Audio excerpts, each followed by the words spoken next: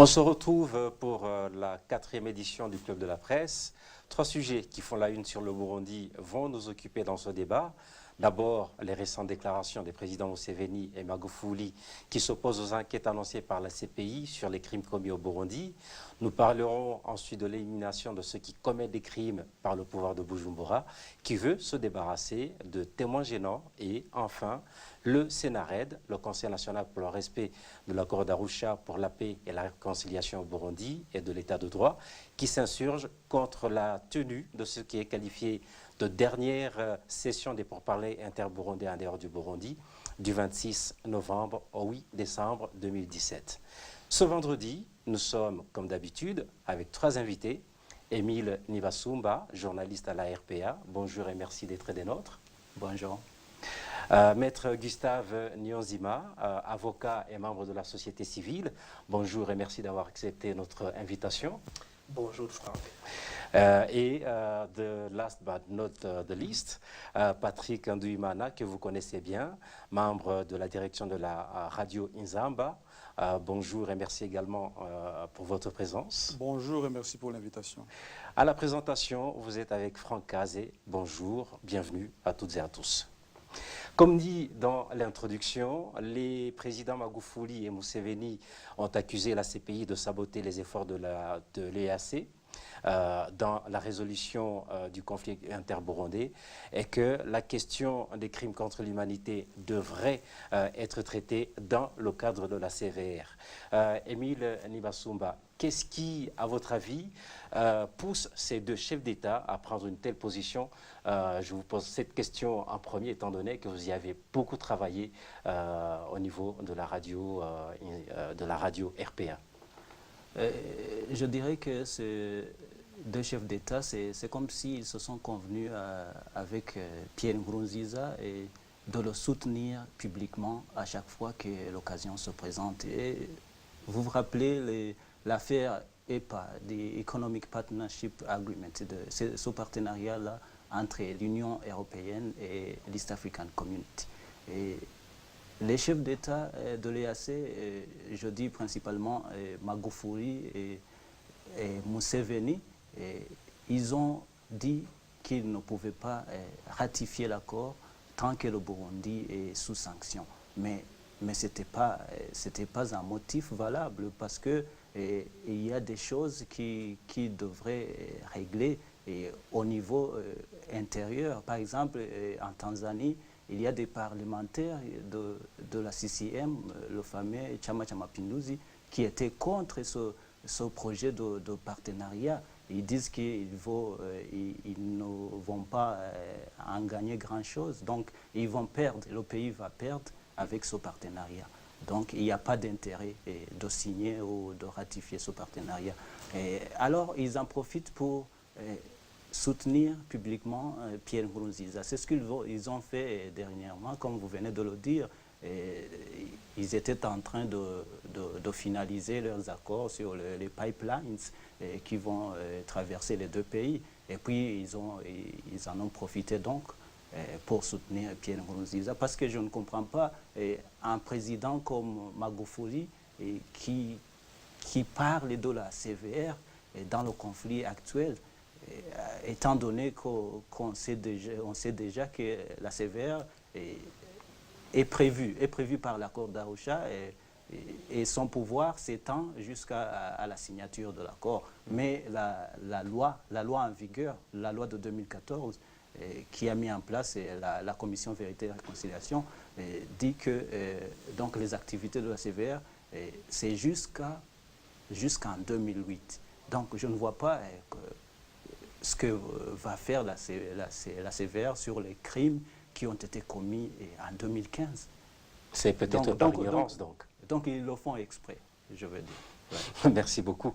Patrick, est-ce que ce type de déclaration de la part de ces 2 chefs d'État n'entre pas en contradiction avec leur position dans les pourparlers interburundais? Vous savez, Museveni, c'est le chef de la médiation, c'est le patron de la médiation, et puis Magufuli, c'est le président de la République tanzanienne qui abrite les pourparlers interburundais. Est-ce que cela n'entre pas en contradiction avec ces 2 positions-là? Non seulement leur déclaration entre en contradiction avec la mission qui a été confiée, mais pour moi, personnellement, ils se sont disqualifiés. On ne peut plus compter sur eux. Ils ont pris position du côté du gouvernement de Bujumbura, donc du régime de Nkurunziza. D'ailleurs, je dirais que j'ai trouvé leurs propos honteux, mais aussi choquants. Honteux parce que, en tant que médiateur, pour aider les Burundais à sortir de la crise, quand vous critiquez ou vous condamnez une décision de la Cour pénale internationale qui vient rompre avec la critique de l'impunité au Burundi, qui vient rendre justice aux victimes de la crise déclenchée par le troisième mandat illégal de Pierre Nkurunziza. Donc vous comprenez que c'est quelque chose de choquant et puis de honteux. Des propos qui ne devaient pas être tenus par les gens à qui on a confié cette tâche-là d'aider les partis en conflit au Burundi de sortir de la crise. Donc ils se sont discrédités pour moi, il ne faut plus faire confiance à ces deux pays et les présidents. Pour moi, je pense que les Burundais devaient chercher la médiation ailleurs. Ce qui devrait encore prendre du temps. Oui, ça prendra du temps, mais il faut le dire clairement. Il faut le dire clairement que, bon, c'est vrai, ils ont montré par des faits, des gestes qui soutenaient peut-être pas directement le régime Nkurunziza, mais à travers la déclaration qu'ils ont faite après cette décision de la CPI, ils ont été clairs. Cette fois-ci, c'est clair, on est avec Nkurunziza. Maître Niyonzima, pensez-vous que leur cause anti-CPI pourrait être entendue? Pas du tout, et loin de là, parce que même au niveau du fonctionnement de la Cour pénale internationale, les chefs d'État n'ont aucun rôle prépondérant en la matière. Même si l'on s'en tient à l'article 27 du statut de Rome ayant créé la CPI, il n'y a pas même d'immunité à l'endroit des chefs d'État. Ce qui fait que ce qu'ils ont tenu sont des déclarations que je qualifie de patibilaires, saugrenues et biscornues pour la dignité d'un chef d'État, pour un président digne de son nom. Donc je dirais que les affirmations sont visées et muées par des visées politiques, des intérêts économiques entre les États, mais aussi il y a l'enjeu de la géopolitique actuelle au niveau de la région de Grand Lac et de l'EAC. Ce sont des propos vains et superfétatoires de ma part. Et c'est choquant aussi pour un président comme Museveni, qui a toujours supervisé les accords d'Arusha de 2000. Il était là. Aussi dans les 10 accords, il y a l'aspect justice pour éradiquer définitivement la culture de l'impunité. Et dire que la CPI devait aussi viser tous les faits criminels commis antérieurement en 93, en 72, relève de la malveillance de ma part. Parce que il y a l'accord d'Arusha qui prévoit un tribunal spécial pour le Burundi, la commission Vérité et Réconciliation. Et pour y arriver, on a dû accorder à certains politiciens une immunité provisoire qui couvre une période allant de l'indépendance jusqu'en 2000. Il en est de même pour l'accord global de cessez-le-feu de 2003, le 2 novembre, entre le gouvernement du Burundi et le CNDD-FDD. Et dans cet accord global de cessez-le-feu, il y a eu aussi une immunité provisoire à l'endroit de certains chefs. Lesquels chefs sont dans la sphère étatique actuelle au Burundi, à commencer par le président de la République. Dire que les événements antérieurs devaient aussi être dans le paquet de l'examen préliminaire de la Cour pénale internationale ou des enquêtes proprement dites, pour moi, c'est vraiment biscornu et c'est superfétatoire pour les chefs d'État comme Museveni et Magufuli. C'est un leurre, hein? Ben oui. Le régime de Bujumbura a commencé à éliminer ces exécutants qui sont également des témoins gênants dans les crimes qui lui sont imputés. Nous nous souviendrons du cas le plus récent de Juvan, qui a été libéré la semaine dernière, mais qui avait reconnu avoir tué, avoir assassiné les 3 sœurs italiennes à Kamenge, dans leur couvent, mais également des cas comme celui de Moussaga ou encore des Imbonerakure qui sont tués par-ci par-là. On reste avec vous, Maître Niyonzima. Est-ce que ces éliminations de témoins gênants ne confortent pas ceux qui plaident pour des poursuites par la justice internationale contre les crimes qui sont commis au Burundi? Je dirais qu'avec ces éliminations de certains bourreaux qui ont été à la sorte du pouvoir de Bujumbura antérieurement, donc ces éliminations ne vont rien faire, ne vont générer aucun fruit pour paralyser le fonctionnement du bureau du procureur de la Cour pénale internationale, parce que toutes les preuves ont été obtenues antérieurement. Ce que je dirais, c'est que si Bujumbura continue de tuer et d'éliminer ses témoins, ça nous montre sans embâche qu'ils ont des mains sanguinolentes, qu'ils sont des casse-cou qui se caractérisent dans la barbarie, dans la tuerie sélective. Et donc ça nous montre qu'ils sont habitués à tuer, que leurs mains sont toujours sanguinolentes.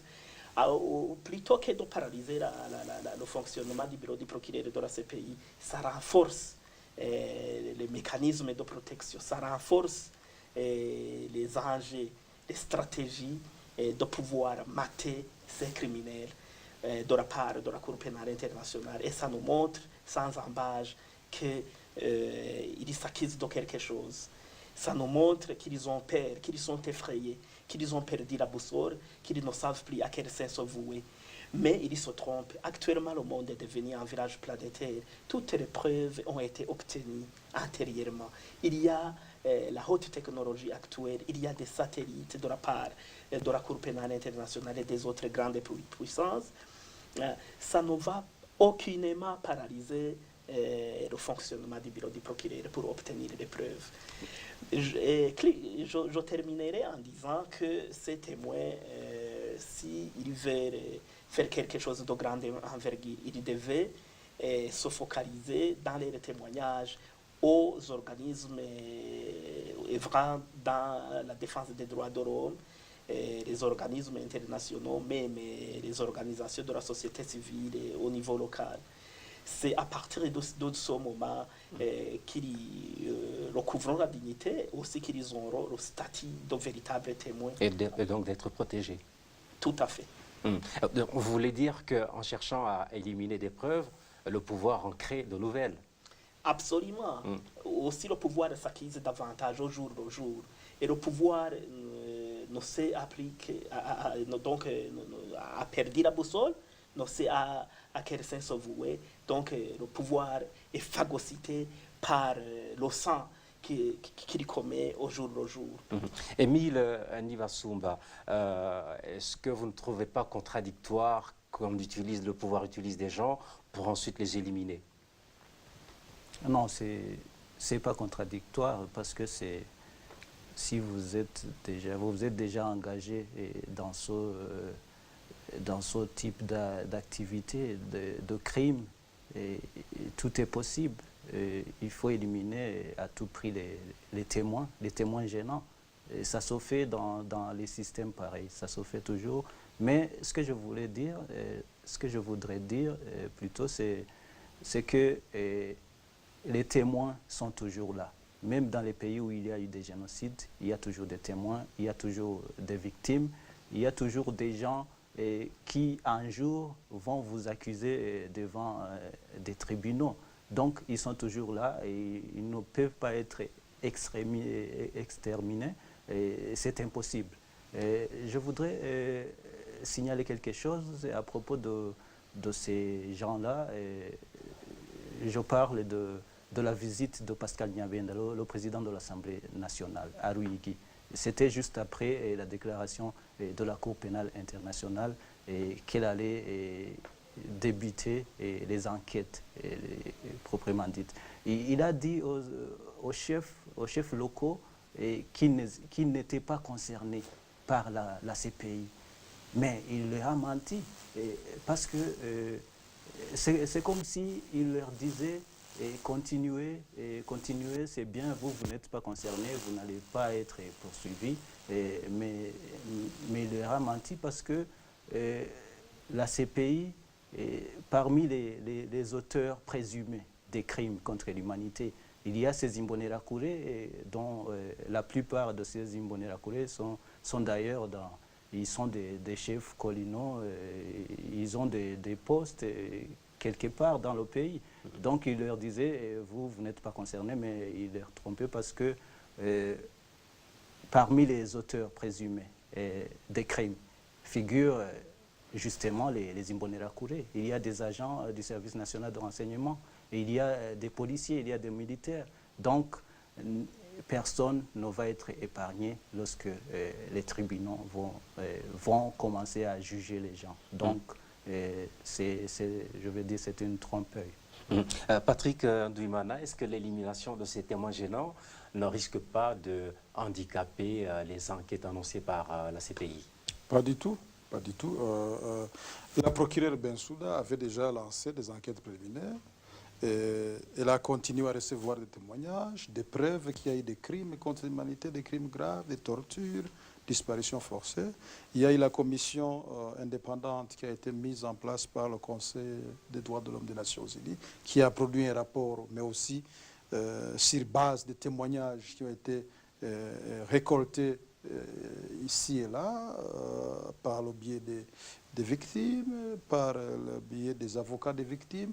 Pourquoi pas aussi, je me dis aussi qu'il y a aussi des gens qui ont participé dans cette salle besogne, qui ont fait des témoignages. On en a eu écho. Donc, pas du tout, ça ne va pas handicaper les enquêtes de la CPI ou de la procureure. Plutôt, c'est continuer à avouer. Et le pouvoir, quand il a décidé de faire quitter le Burundi du statut de Rome, c'était un aveu. Nous avons commis des crimes. Quand ils ont fêté comme quoi la période de la date effective de retrait, et là nous fêtons bye-bye ces pays, pour moi c'était une bêtise. Donc c'est toujours continuer à avouer. Vous éliminez les témoins gênants ou les gens que vous avez utilisés pour tuer les gens. Encore de plus, c'est un aveu. Donc tous les soupçons qui pèsent sur vous donc, seront confirmés un jour lorsque les gens seront appelés à comparaître. Donc, ce combat contre la CPI est voué à l'échec. Oui, c'est voué à l'échec. Tout le monde le connaît. D'ailleurs, moi, je me dis que quand ils manifestent pour chaque samedi, pour dire, voilà, la CPI, on n'a plus à coopérer avec la CPI, c'est vraiment la peur. C'est l'expression de la peur, mais c'est essayer de se donner la morale, le courage. Mais sinon, ils sont cuits. Moi, j'aime le dire, ils ne vont jamais échapper à la justice, tôt ou tard. La médiation va convoquer à Arusha une dernière session des pourparlers interburundais le 26 novembre. Le Sénarède s'insurge contre le rapatriement des pourparlers que vise cette session et refuse d'y participer. La plateforme dénonce par ailleurs un enterrement programmé de l'accord d'Arusha de 2000. Patrick Ndouimana, toujours avec vous, s'achemine-t-on vers la mort de la solution politique? Écoutez, je pense que les Burundais, on s'est trompé, on a été naïfs en faisant confiance à la médiation de Museveni, en faisant confiance à la facilitation de Benjamin Mkapa. On a fait confiance à eux parce qu'ils ont été là quand nous avons commencé à négocier pour avoir l'accord d'Arusha. Ils savaient tout le processus jusqu'à l'aboutissement de la signature de l'accord d'Arusha. C'est pourquoi on a fait confiance à eux, parce qu'ils étaient là comme des garants, comme des superviseurs, comme des témoins. Alors, ça fait 2 ans que Museveni est là, que Mkapa est là, mais il nous parle de rapatrier le processus de dialogue à Bujumbura. Mais rapatrier un dialogue qui n'a jamais eu lieu, êtes-vous au courant qu'il n'y a jamais eu de dialogue? Parce que le dialogue, c'est entre 2 parties en conflit. Il n'y a jamais eu une tête-à-tête entre le régime de Bujumbura et l'opposition, proprement dite. Jamais. Ça a été toujours des consultations par groupe séparé. Donc pour moi, les Burundais devaient se tourner vers une autre médiation et carrément dire à ces hommes, merci, vous avez échoué, et lamentablement échoué, d'ailleurs vous en serez même responsable. Vous avez été du côté du régime, vous le soutenez publiquement, donc un médiateur ne peut pas prendre parti. Donc pour moi, les Burundais, nous devons carrément dire poliment à Museveni, à Mukapa et à la Tanzanie, à l'Ouganda, c'est fini, nous on va chercher la médiation ailleurs. Et les Nations Unies et l'Union africaine doivent comprendre que ces deux pays-là, le médiateur en chef, le facilitateur, ne sont plus crédibles pour piloter le dialogue inclusif au Burundi. Maître Niyonzima, s'il y avait échec des pourparlers, ce qui paraît presque évident, qui serait comptable d'une dégradation de la situation au Burundi?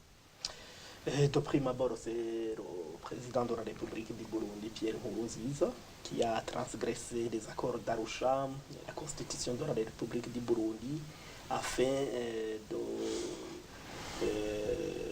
battre, comment dirais-je, afin d'en découdre avec le principe de la limitation des mandats. Il veut se proclamer comme un roi. Mais prochainement, la Constitution sera connuée, il n'y aura plus de limitation de mandat. Donc, il est comptable de l'échec qui va s'en suivre d'ici peu quant aux négociations.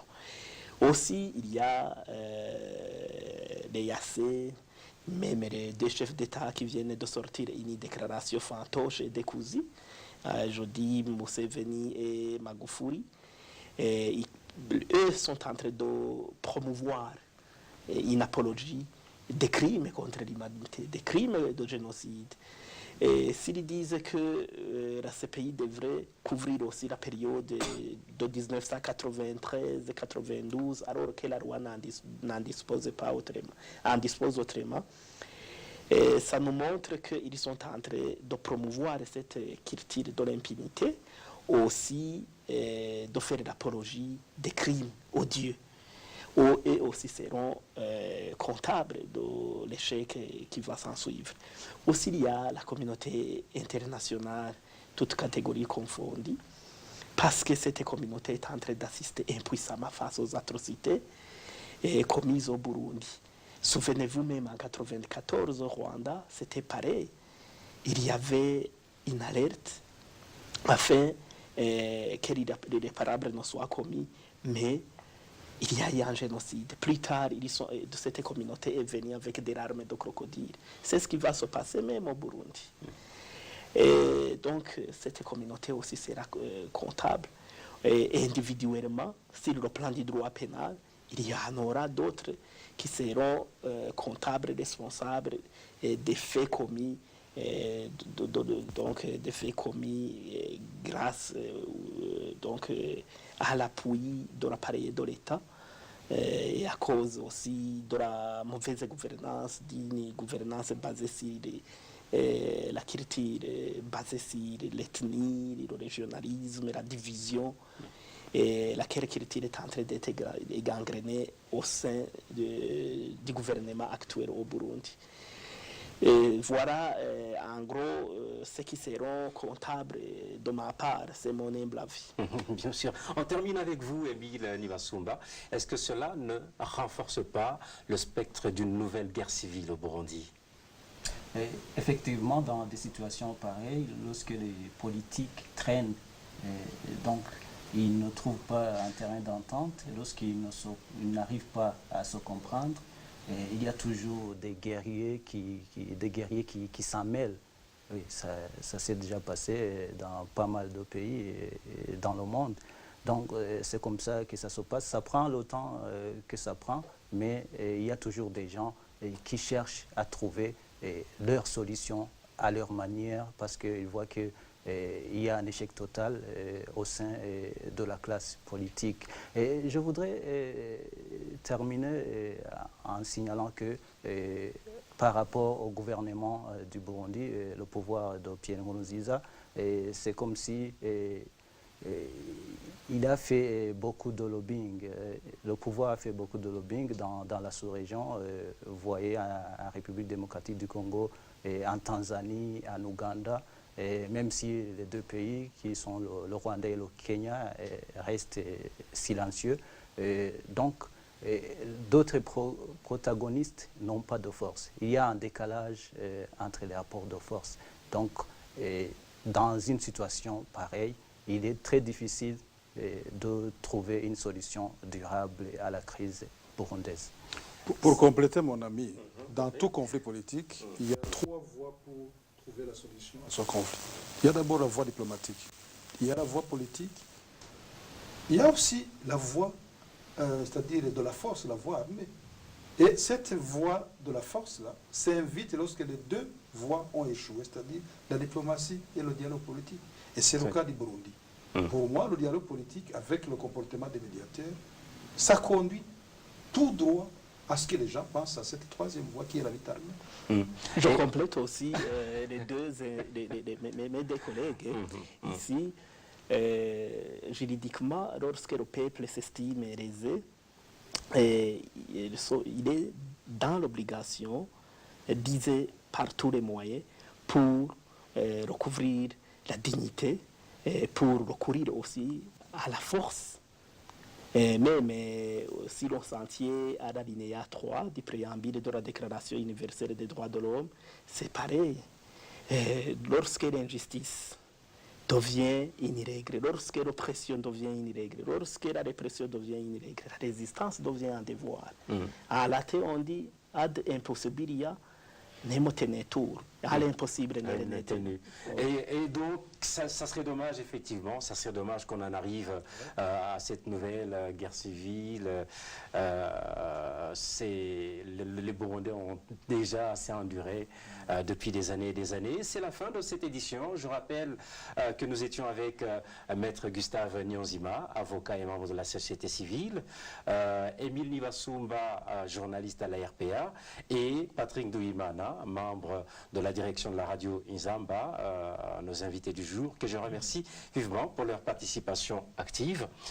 Merci également à vous, chers téléspectateurs et auditeurs. Nouveau rendez-vous vendredi la semaine prochaine. Franck Cazé était à la présentation. Au revoir.